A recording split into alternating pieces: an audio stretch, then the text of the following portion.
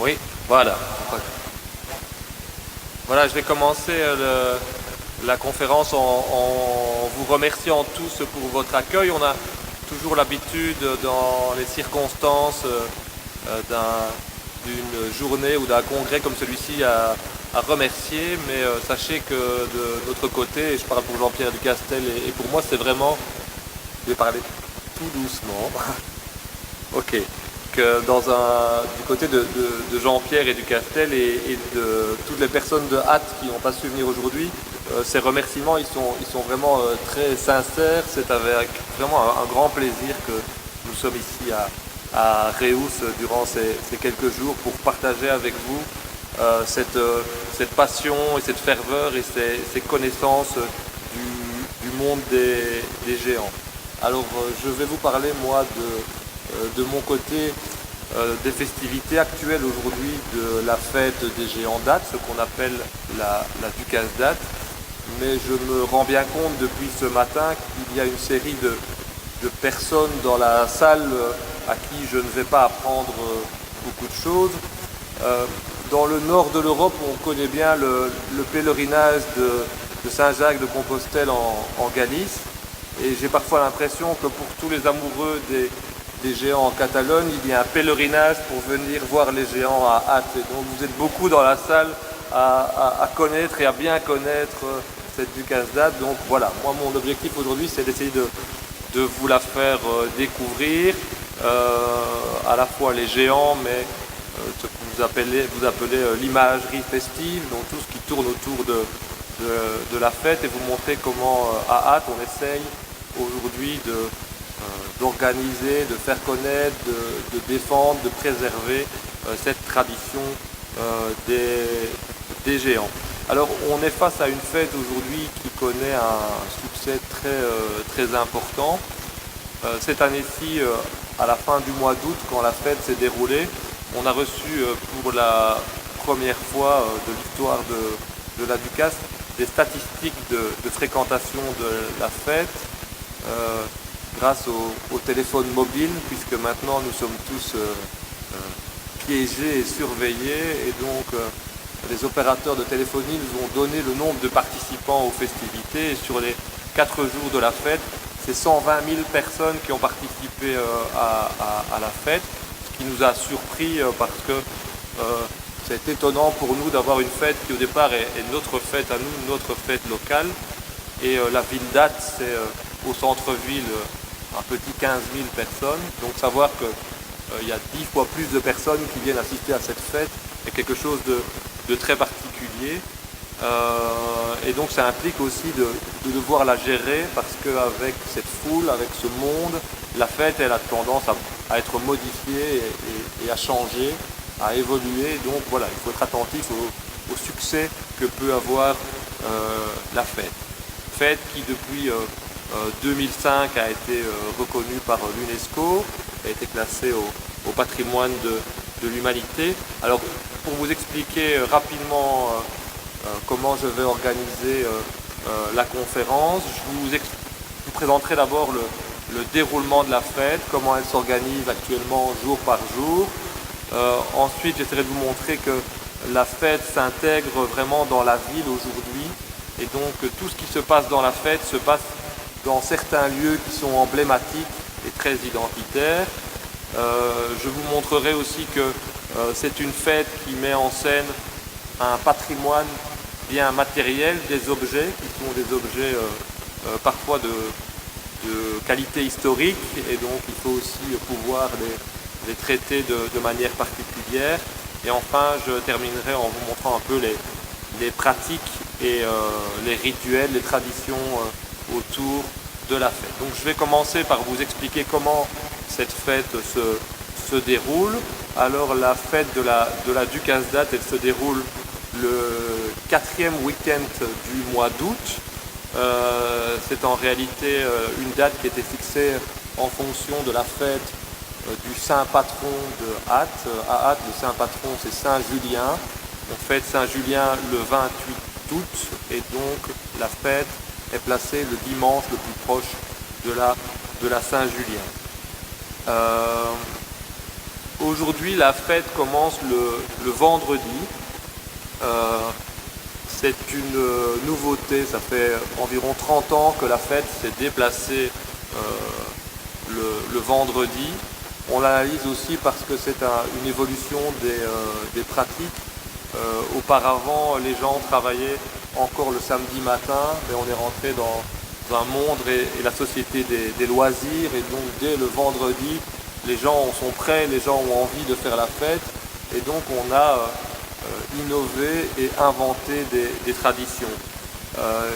L'image que vous voyez là est une image un peu particulière, à savoir que le vendredi soir, on va, alors je ne sais pas comment les traductrices vont réussir à vous expliquer ça, on va enterrer la vie de garçon du géant Goliath. Donc vous allez voir que le géant Goliath, on va le marier à son épouse le samedi, et le vendredi, on va fêter sa dernière soirée en tant que célibataire. L'expression en français, c'est enterrer la vie de garçon. Ouais. Et on a dans la région d'Ath une tradition populaire qui est très vivace. Alors encore pour embêter les traductrices, je vais la dire en dialecte, on appelle ça le brûlage des marronnes. C'est pas possible de traduire. Le symbole, quand on veut enterrer la vie de garçon, c'est de brûler les pantalons du futur marié. Donc, symboliquement, on va brûler le pantalon et c'est fini la vie de célibataire. Et donc la particularité, c'est qu'à Ath, le futur marié est grand, il est géant, et donc vous voyez à l'image les pantalons géants du marié qui sont remplis de paille, et c'est la foule qui va porter le pantalon géant à travers toute la fête, et on va mettre le feu au pantalon, et il va y avoir une danse de joie autour du pantalon. Voilà, c'est vraiment le vendredi la fête qui commence. Si on bascule au samedi, le premier moment du samedi, il n'est pas représenté en image, mais c'est la première rencontre entre les porteurs et leurs géants. Sur Ath, il y a 7 géants, et ces géants ont la particularité de n'effectuer qu'une seule fête, une seule sortie par année à l'occasion de la fête d'Ath. Ils ne sortent pas de leur ville, on peut les voir que le 4e dimanche d'août. Donc le samedi matin, les porteurs vont retrouver leurs géants pour faire des essais. C'est l'occasion de faire une série de réglages techniques, notamment pour voir comment on va porter les géants. Et donc ça se fait le samedi matin. Et puis on a parlé tout à l'heure, je crois, pour Reus, de l'importance des cloches. Et donc là, on a un moment qui est important, c'est le samedi à 12h pile. La cloche principale de l'église Saint-Julien va sonner, va retentir. La particularité, c'est que ce sont les habitants de la ville qui vont monter à l'intérieur du clocher, et c'est l'image que vous voyez, ils vont actionner la cloche. On entend la cloche résonner jusqu'à 10 km autour de la ville, et le bruit de la cloche qui résonne veut dire que la fête va officiellement commencer. Le samedi après-midi, à 3h de l'après-midi, va commencer la cérémonie du mariage de Goliath.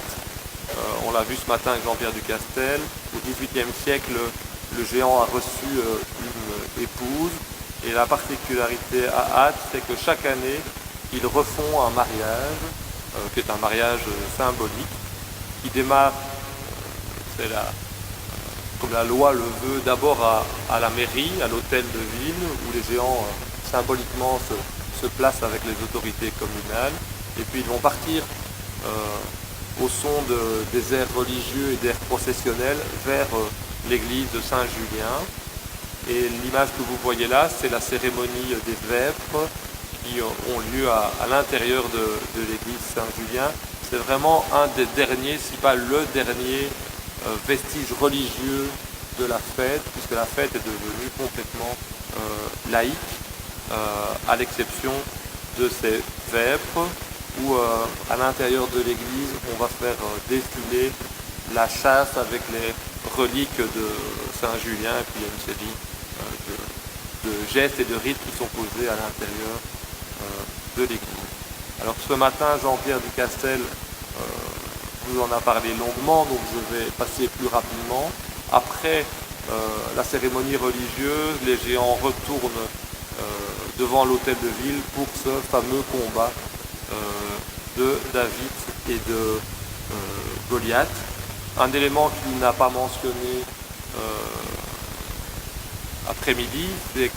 ce matin, c'est qu'après le combat de David et Goliath, la tradition veut qu'on va pouvoir manger un repas de fête, un mets de fête particulier chez nous, qui est la tarte, une pâtisserie, la tarte à Martel, qu'on ne va pouvoir manger qu'en période de fête. Et donc, dès le moment où le combat de David et Goliath est terminé, on va pouvoir partager en famille ou partager avec les amis ce repas de fête.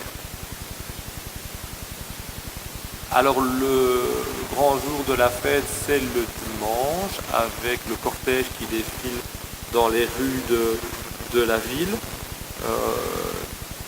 Le cortège défile deux fois, une fois le matin à partir de 9h30, il va défiler dans un sens, et l'après-midi, il va refaire le même parcours mais en sens inverse pour revenir à son point de départ. C'est un cortège qui comprend 7 géants. Il y a aussi les chars allégoriques. Alors ça, je ne sais pas comment vous allez traduire non plus. Ce sont des chars tirés par des chevaux. Je vais vous les montrer tout à l'heure, ça sera plus clair pour vous. Il y a aussi une série de figurants, de personnes qui sont costumées, les groupes de musique. Et donc au total, il y a plus de 1000 participants qui défilent dans les rues de la ville. Une évolution récente de la fête le dimanche, c'est la fin de la fête le dimanche soir, où depuis 20-25 ans, on se rend compte qu'il y a cette volonté, en tout cas dans le public, de faire durer la fête le plus longtemps possible. Et il y a un jeu entre la population et les participants qui est de freiner, de ralentir les géants et les musiques pour que la fête dure le plus longtemps possible. Et donc le public va accompagner les géants et va essayer de les retenir, de les faire danser. Il y a une espèce de jeu, une interaction entre le public et les géants pour que la fête ne s'arrête pas. Le lendemain, le lundi, on l'appelle un peu, moi je l'appelle le jour d'après. C'est un jour un peu plus calme, il y a beaucoup de monde en ville le dimanche. Le lundi, ce sont les habitants de la ville qui se retrouvent entre eux.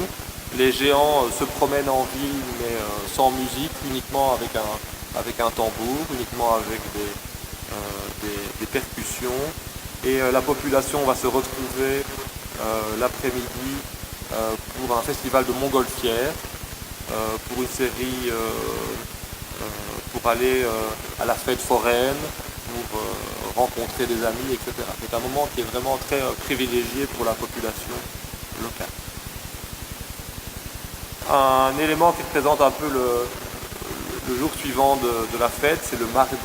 Les géants ont été rangés dans le hangar, ils ne sortiront plus jusqu'à l'année suivante, mais le mardi s'appelle le jour des porteurs. C'est le jour où ils vont faire, eux, la fête, puisqu'ils ont accompli le rôle de porteur du samedi jusqu'au lundi. Et donc le mardi, ils vont d'abord recevoir leur rétribution, puisque depuis le Moyen-Âge, les porteurs sont payés et reçoivent de l'argent pour effectuer leur tâche de porter les géants. Et donc le mardi, ils se retrouvent entre eux pour faire la fête.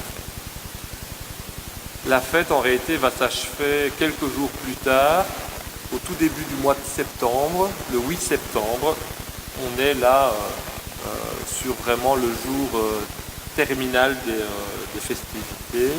Et le 8 septembre, il y a différentes activités. Il y a des jeux populaires, notamment le jeu de paume. Il y a des repas en famille avec un repas qui est devenu traditionnel. C'est une tradition des années récentes, des années 60. C'est le fait de se retrouver pour manger des biens belges, les moules et les frites. Ça, c'est le repas classique. Et la journée va s'achever par un concert avec les airs traditionnels et un feu d'artifice.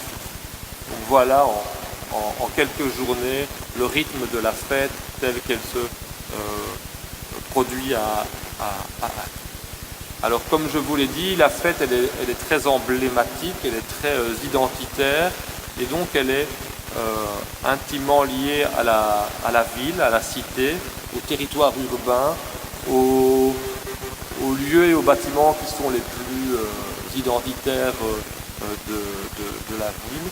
Et à l'écran, vous voyez un des géants qui est un cheval géant, le cheval Bayard, qui évoque le cycle de Charlemagne et les légendes médiévales de Charlemagne. Et il est en train d'effectuer une danse devant l'hôtel de ville, la mairie. Et donc c'est vrai que la mairie qui se trouve sur la place principale d'Ath est un centre névralgique, c'est la place du marché. Cet hôtel de ville, qui est un hôtel de ville baroque du début du XVIIe siècle, est un lieu où se passent des éléments importants des festivités. Je vous ai parlé du mariage des géants, mais c'est là aussi que les autorités communales vont recevoir leurs invités. Voilà, c'est là aussi où les géants vont faire une série de danses assez particulières. Donc, la Grand Place et l'hôtel de ville sont des lieux assez incontournables. Deuxième bâtiment emblématique, l'église Saint-Julien, c'est l'église principale d'Ath. Il faut savoir que à l'origine de la fête, on trouve cette église, puisque la fête est très bien documentée et qu'elle s'est mise en place à partir de la fin du XIVe siècle. Et c'est vraiment cette époque, 1394, où débute la construction de l'église Saint-Julien. Et aujourd'hui, on a parlé de la cérémonie religieuse du samedi après-midi, mais même le départ du cortège se fait de l'église Saint-Julien et la fin du cortège se fait à l'église Saint-Julien. C'est un lieu autour duquel tournent les festivités. Et pour en revenir aussi au rôle important du son et des cloches, il y a dans l'église le carillon avec l'ensemble des cloches, et tout au long des festivités, l'ensemble des festivités est rythmé par l'ambiance sonore du carillon et des cloches qui proviennent de l'église. Alors un des autres géants de la ducasse d'Ath, il s'appelle Ambiorix. Il évoque un guerrier gaulois. Et l'endroit où il est en train d'effectuer sa danse est un endroit particulier qu'on appelle le pont du moulin. Alors, le pont, ça veut bien dire qu'il y avait... on doit passer au-dessus de l'eau. Et aujourd'hui, si vous allez au pont du moulin, vous chercherez la rivière, il n'y a pas de rivière. Il y a deux ponts qui sont importants, le pont du moulin, le pont du Gardre. Et aujourd'hui, la rivière n'est plus là. Elle a été détournée, elle est à l'extérieur de la ville. Et ce qui est assez étonnant, c'est que la fête a conservé la mémoire du passage de la rivière. Et la rivière passait là parce qu'on était à l'emplacement des remparts et des murailles de la ville. On était sur une des portes d'entrée de la ville médiévale. Et donc, à cet endroit-là, symboliquement, soit le cortège des géants sortait de la ville, soit il rentrait de la ville. Et donc aujourd'hui, c'est un lieu où les géants font une danse particulière. Notamment Goliath et son épouse vont réaliser ce qui s'appelle la danse Goliath, qui est une danse avec une chorégraphie et une musique très particulière. Et ils vont l'a réalisé à cet endroit. Donc cet endroit qui est symboliquement l'entrée de la ville médiévale. Donc c'est assez étonnant de voir que la tradition a conservé la mémoire de lieux qui aujourd'hui ne sont plus du tout ce qu'ils pouvaient être au Moyen Âge. Enfin, dernier endroit symbolique, c'est ce qu'on appelle l'esplanade. L'esplanade est un espace vert qui est en bordure du centre-ville. Il faut savoir qu'au XVIIe siècle, la ville a été fortifiée par les troupes françaises, et notamment le maréchal de Vauban, qui était un ingénieur militaire de Louis XIV, et qui, en fortifiant la ville, en faisant une place forte, a créé ce lieu qui était une plaine où les soldats pouvaient faire des exercices. Il y avait des casernes militaires qui étaient là. Avec la perte de l'influence militaire de la ville, c'est devenu un espace de loisirs. Vous voyez à l'image un jeu populaire qui est encore très pratiqué dans notre région, c'est le jeu de paume, la balle pelote, qui évoque peut-être un peu la chistera du Pays Basque, où on doit, deux équipes se renvoient la balle à la force des mains. Donc cet espace vert, il est utilisé pour une série de jeux populaires lors des festivités de la Ducasse, mais c'est là aussi que vont se dérouler les grands événements festifs. On a parlé tantôt du brûlage du pantalon de Goliath, c'est là que ça se passe. Le décollage des montgolfières, le feu d'artifice, c'est sur cet espace. Donc la fête s'articule vraiment autour de 3-4 grands lieux qui sont vraiment des lieux symboliques du territoire de la ville. Alors, une fête, comme je vous l'annonçais tout à l'heure, c'est aussi un patrimoine, et un patrimoine matériel et un patrimoine historique qui est assez important. On parle souvent d'un patrimoine immatériel, mais il y a aussi, pour que ce patrimoine immatériel ait un sens, il faut aussi un patrimoine qui soit, lui, très matériel. Alors, il y a les géants, bien entendu. On a parlé tout à l'heure des Samson qui venaient d'Autriche. Voilà le Samson date. Vous remarquez qu'il a des longs cheveux, puisque toute sa force se trouve dans ses cheveux. Et vous voyez la colonne dont on parlait tout à l'heure dans la question qui venait d'Autriche. Il faut savoir que sur le géant, toutes les parties du géant sont régulièrement remplacées, à l'exception d'une seule partie, c'est la tête de chacun des géants. Donc la tête des géants à hâte reste la tête originale. Quand je dis originale, il faut savoir que les géants ont été brûlés à la période révolutionnaire, donc à la fin du XVIIIe siècle. Et donc la tête de Samson, par exemple, que vous avez sous les yeux, mais comme celle de Goliath, comme celle de Madame Goliath, comme celle de l'Aigle, ont été faites au tout début du XIXe siècle, en 1806 et en 1807. Et depuis plus de 200 ans, ce sont donc ces têtes qui sont entretenues, qui sont conservées, qui sont restaurées pour pouvoir chaque année sortir et être présentées à l'occasion de la fête.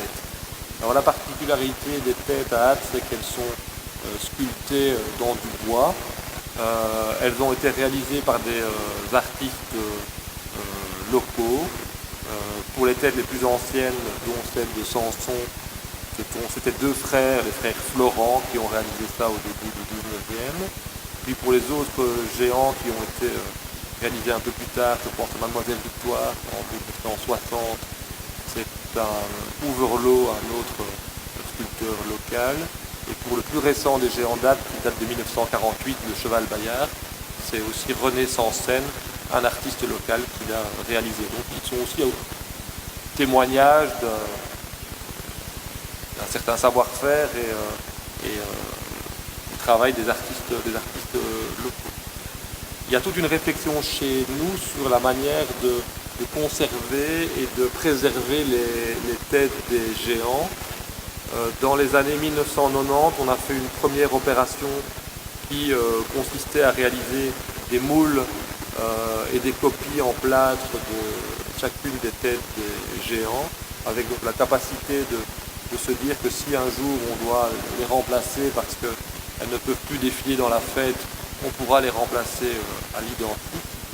Et on a commencé depuis cette année-ci une seconde opération qui est maintenant de réaliser une numérisation des têtes des géants avec un scan 3D pour pouvoir, je dirais, conserver vraiment l'apparence des têtes des géants, puisque pour la population de la vide, l'âme du géant et ce qui fait vraiment le géant est symboliquement conservé dans la tête du géant. Alors pour le reste, vous avez ici une photo qui date des années 1930, qui montre une cérémonie particulière qui est la préparation et l'habillage des géants, qui vous permet un peu de voir comment les géants sont constitués. Et donc en dehors des têtes, il y a toutes les structures qui sont faites en bois et en osier, avec aussi là un souci de pouvoir conserver des artisans qui sont encore capables de réaliser ces structures en bois et en osier. Et puis il y a également tout un savoir-faire au niveau des accessoires des géants. Je pense notamment, vous voyez à gauche le géant Goliath qui porte une cuirasse. C'est une cuirasse qui est en métal et donc qui a été réalisée vraiment par des artisans d'art, des artisans spécialisés qui ont cette capacité de réaliser des pièces de grande qualité. Alors je vous parlais à côté des géants aussi que dans le cortège défilent des chars. Donc voilà un de ces chars qui nous permet de le représenter un peu mieux. Donc ce sont des structures qui sont décorées, qui sont traînées par des chevaux. Les plus anciens de ces chars datent de la moitié du 19e siècle. Le char de la ville date de 1859. Un autre, celui de l'horticulture, date de 1850. Et ils ont été réalisés à l'initiative de l'Académie de dessin qui formait une série d'artistes locaux. Donc là, on a vraiment un témoignage avec des décors assez qualitatifs. Si je reviens à l'image précédente, vous voyez notamment les fresques peintes qui datent du milieu du 19e siècle. Parmi ces chars, il y a des réalisations locales, mais certains ont été rachetés à d'autres villes. Le char que vous voyez là, celui des États provinciaux, a notamment été racheté à la ville de Bruxelles en 1885 et depuis il défile dans la fête d'Anne. Alors dans ces chars aussi on voit des évolutions stylistiques. On a par exemple ici le char de l'agriculture qui date du début du XXe siècle et qui présente des décorations qui évoquent l'art nouveau et le modern style. Et puis dernier exemple, la barque de la navigation qui est aussi un char avec une décoration et des détails qui sont tout à fait de qualité.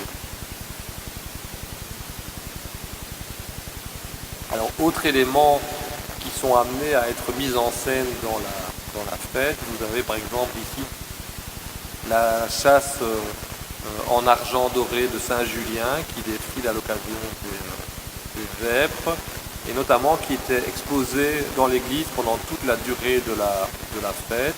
C'est un objet qui a été réalisé par des orfèvres à la fin du XVIIIe siècle et voici 3 ans, elle a été vandalisée, elle a été abîmée pendant son exposition.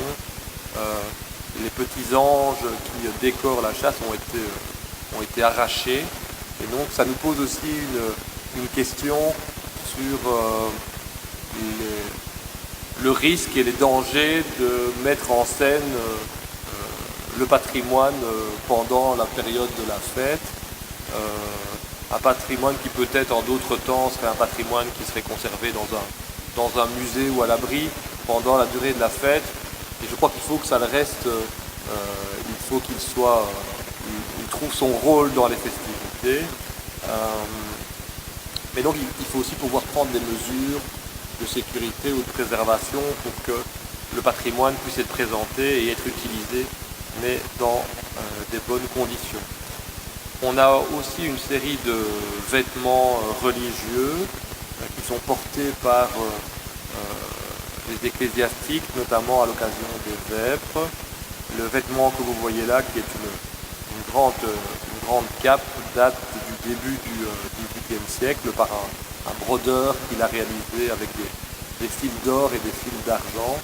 Et donc encore aujourd'hui, ces habits sont portés dans le cadre de la fête. C'est également le cas de l'objet qui est présenté par un des groupes qui défile le dimanche. C'est un collier de confrérie, un collier en argent, qui était porté par une compagnie militaire, qui était une compagnie militaire qui défile depuis le XVIe siècle dans la procession. Le collier original date d'environ 1550 et jusqu'il y a 10 ans, c'était la pièce originale qui défilait dans le cortège. Et là, dans la réflexion que nous avons eue, il y a eu la volonté d'en faire une copie. Et donc aujourd'hui, ce n'est plus l'original qui défile, mais c'est une copie. Donc là aussi, il n'y a pas de règle complètement faite, mais cette idée de dire quand on a un patrimoine de qualité qu'on met en scène au niveau de la fête, il faut trouver la solution pour pouvoir aussi le préserver. Alors pour les têtes de géants, l'idée c'est de les restaurer, c'est de les maintenir dans la fête le plus longtemps possible. Pour ce collier qui est précieux et qui est de petite taille, on a opté là plutôt pour pouvoir introduire une copie. Alors enfin, je voudrais évoquer les pratiques et les rituels. Et là, il faut bien dire que on a eu l'occasion d'en parler avec Jean-Pierre Ducastel en venant ici à Reus. Il faut bien souligner que ces rituels, ces pratiques aujourd'hui, elles sont très vivantes, très vivaces. Il y en a de nouvelles qui naissent. Elles évoluent, elles se réinventent en permanence. Les plus importantes, elles, restent bien figées, mais de manière générale, on se rend compte qu'il y a quand même des évolutions dans la fête et en même temps des permanences. La première pratique dont je voudrais parler, c'est la pratique des porteurs de géants, qui ont un rôle très important. Il faut souligner l'ancienneté du rôle, puisque dès l'apparition des premiers géants au XVe siècle, on souligne la présence de porteurs qui reçoivent une somme d'argent dans la comptabilité de la paroisse de Saint-Julien, et donc on sait que ces porteurs avaient un rôle particulier. Alors vous avez ici une photo qui doit dater de 1945, où on voit l'équipe des porteurs de Goliath, avec le petit berger David qui est au premier rang. Ce sont donc les 5 hommes qui sont habillés avec des vêtements blancs. Et la particularité de ces 5 hommes que vous voyez, je ne vais pas vous faire leur généalogie, mais ils sont tous de la même famille. Vous avez des frères, vous avez des cousins, vous avez des oncles, mais donc au sein de la famille de Goliath, il y a une logique de transmission familiale qui est extrêmement forte. Depuis qu'on a des listes de porteurs, à savoir depuis le XIXe siècle, on mesure bien la force de la tradition familiale. Et pour une des familles qui est encore active aujourd'hui, qui est la famille de Metz, on en est à 5 générations en ligne directe. Donc, soit par rapport à un père ou à un grand-père, on est à 5 générations de cette famille qui porte le géant, le géant Samson. Aujourd'hui, il faut un peu relativiser les choses parce que la composition des familles a changé. Quand au milieu du XXe siècle, on avait des familles très nombreuses et on pouvait recruter tous les porteurs au sein des frères et sœurs ou des cousins et cousines, ça devient plus compliqué aujourd'hui. Et donc les porteurs recrutent, mais toujours de manière très proche. Si ce n'est pas un fils ou un cousin, ça sera un ami et ça sera un ami très proche. Tout en sachant qu'on n'est pas à l'abri parfois de choses étonnantes. Et on est notamment confronté ici pour les prochaines années à une épidémie, si je peux dire, de garçons dans la famille des porteurs de Goliath. Ici en 3-4 années, notamment il y a des jumeaux, il y a 6-7 garçons qui viennent d'arriver chez Goliath. Et donc on sait que les places seront chères d'ici une quinzaine d'années parce qu'ils voudront tous porter en même temps ce géant. Il y aura toute cette fierté et ces traditions familiales qui seront importantes.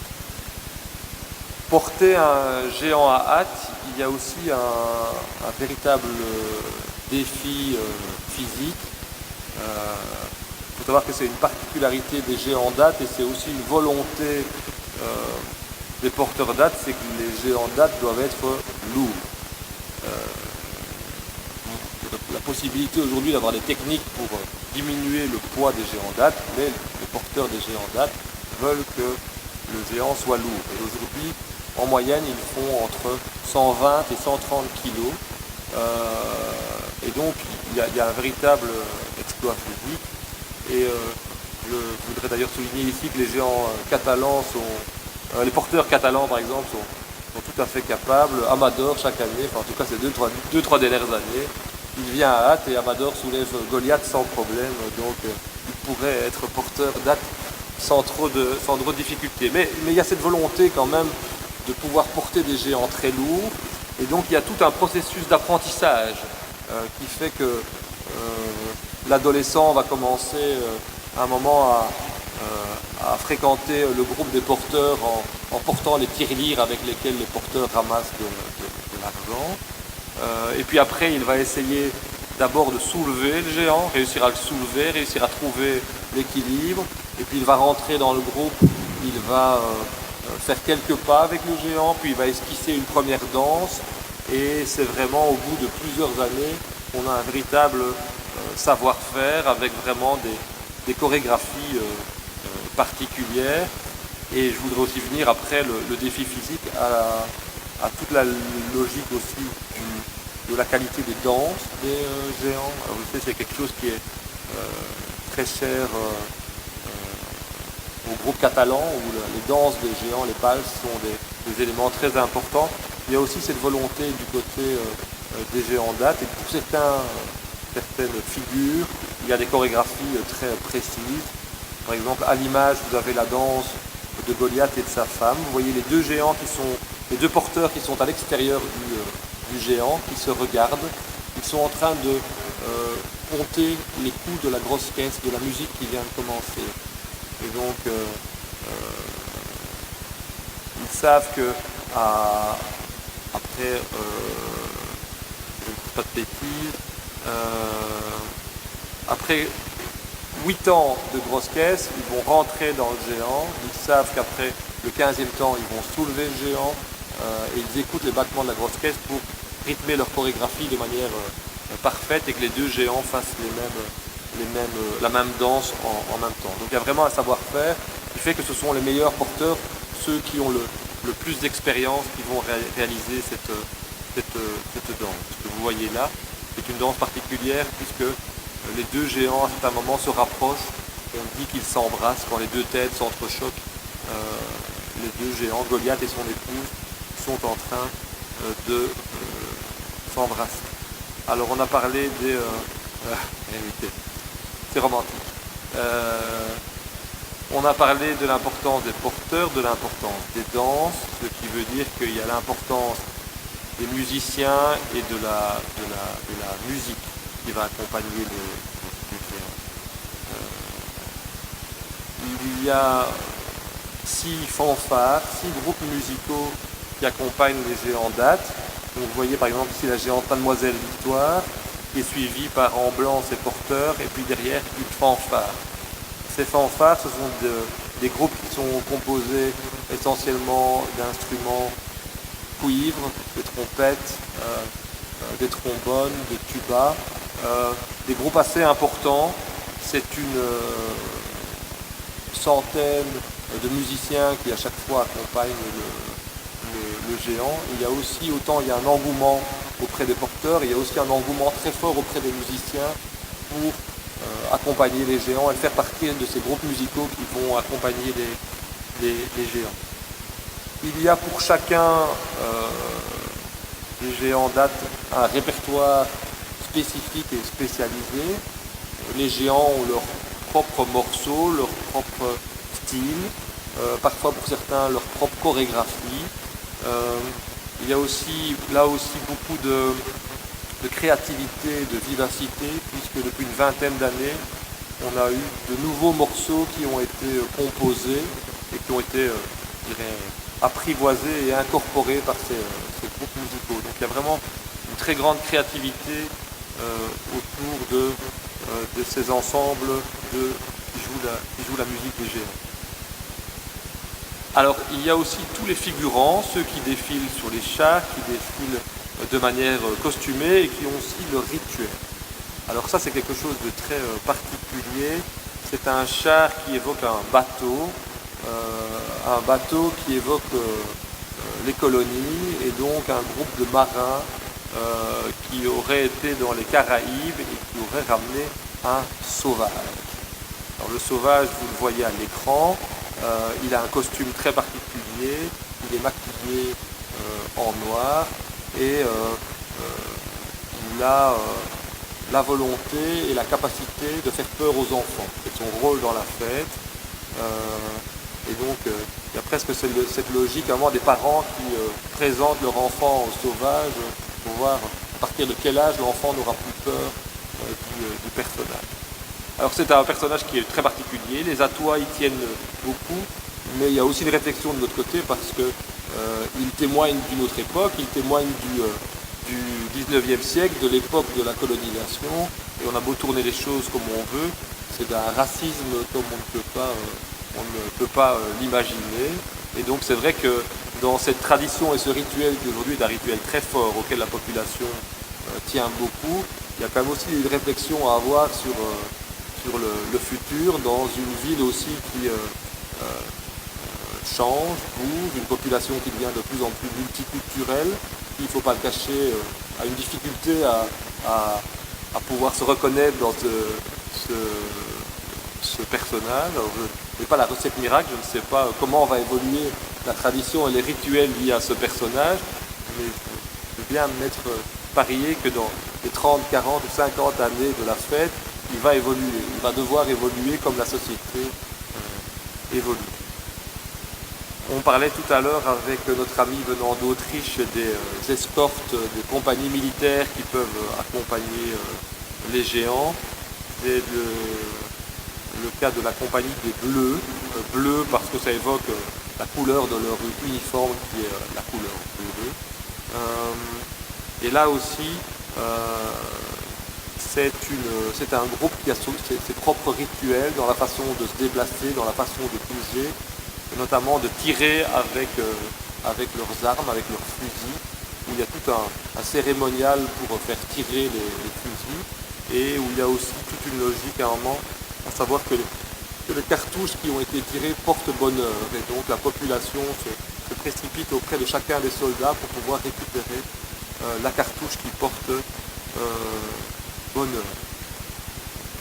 Il y a des rituels qui sont des rituels récents. Le groupe du canon évoque un épisode historique ou semi-historique qui est lié à l'indépendance de la Belgique lors de la Révolution de 1830, où une femme, Anne-Marie Leroy, a mené un groupe de révolutionnaires d'Ath pour aller faire la révolution à Bruxelles. Et là aussi, ce groupe récite un discours en dialecte et interagit dans le groupe avec une série de rituels qui sont bien particuliers. Alors, ce qu'on observe aussi depuis une série d'années par rapport aux pratiques et aux traditions, c'est qu'avec l'engouement, avec l'ampleur et le succès de la fête, il y a des moments qui autrefois étaient des moments pratiquement privés, des moments qui étaient presque techniques, mais qui deviennent des moments maintenant qui connaissent beaucoup de succès. Et c'est le cas notamment de la préparation des géants, de l'habillage. Particularité des géants, on l'a vu sur la photo ancienne tout à l'heure, c'est qu'ils sont complètement déshabillés et démontés chaque année. Donc, ils sont démontés en plusieurs parties, on enlève les vêtements sont mis à l'abri. Et 8 jours avant le début de la fête, on va commencer à préparer les géants. Jusque vers 1980, c'était un acte presque purement technique qui se faisait dans les entrepôts communaux. Et puis on a 3, 4, 5 personnes qui sont venues voir. Et aujourd'hui, il y a des centaines de personnes qui tous les jours, la semaine qui précède les festivités, viennent voir comment on prépare les géants. Est-ce qu'ils seront les plus beaux du monde? Parce que pour les Atois, leurs géants sont les plus beaux du monde, bien entendu. Et donc ils viennent contrôler le travail de préparation et l'habillage.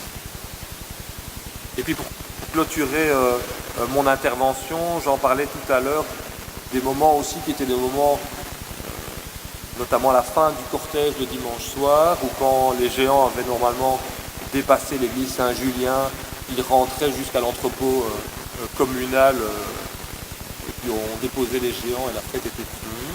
Aujourd'hui, c'est là aussi plusieurs centaines de personnes qui vont accompagner les géants, jusque même dans l'endroit où on va les stocker et les conserver, dans cette idée vraiment que la fête doit durer le plus longtemps possible. Donc voilà, en conclusion, la fête et les géants d'Ath connaissent aujourd'hui, dans ce début du XXIe siècle, un succès très important. Et ce que j'ai voulu vous montrer, c'était un patrimoine réellement vivant. C'est un patrimoine qui s'intègre dans la ville et dans tous les espaces de la ville. C'est un patrimoine qui est très matériel, avec des pièces anciennes, des pièces historiques, où tous les jours on se pose la question de comment on va pouvoir pérenniser et préserver ce patrimoine dans le temps. Il y a aussi tous ces rites, toutes ces pratiques, avec les pratiques et les rites les plus anciens qu'il faut maintenir, qu'il faut préserver, et puis aussi l'apparition de pratiques et de rites plus récents qui prennent aussi une ampleur assez importante. De l'autre côté, il y a la volonté aussi, mais on pourrait continuer à en parler à l'infini, mais de réfléchir au futur de la fête. Je vous ai parlé de 120 000 personnes, ça veut dire que cette fête, elle commence aussi à avoir un impact touristique. Et donc comment on veut aussi la gérer d'une fête qui était une fête, qui était la fête des habitants, le fait d'avoir des gens qui viennent de l'extérieur, qui sont nombreux, fait que la fête imperceptiblement va changer. Comment veut-on qu'elle change ou qu'elle ne change pas? Il y a aussi tous les aspects économiques liés à la fête. On nous rapporte les chiffres, par exemple, que sur Ath, tout le secteur des hôtels et des restaurants, durant la période de la fête, va réaliser le chiffre d'affaires d'environ un quart, si pas un tiers de l'année. Donc il y a vraiment un enjeu économique aussi pour la ville, comment on gère cet enjeu économique. Et l'intérêt sur Ath, c'est aussi la maison des géants qui a été mise en place depuis 2000, où nous sommes une dizaine de personnes à travailler et où on peut s'occuper un peu de tous ces problèmes, de savoir comment on va conserver le patrimoine, comment on veut gérer le tourisme, comment on veut développer le tourisme, comment on va travailler avec l'ORECA, comment on va pouvoir aussi développer une série d'échanges internationaux pour pouvoir s'enrichir des expériences des uns et des autres. Et donc en ça, le congrès de Réou, c'est vraiment un moment qui est un moment privilégié pour nous. Et je vous remercie en tout cas tous et toutes pour votre attention. Merci.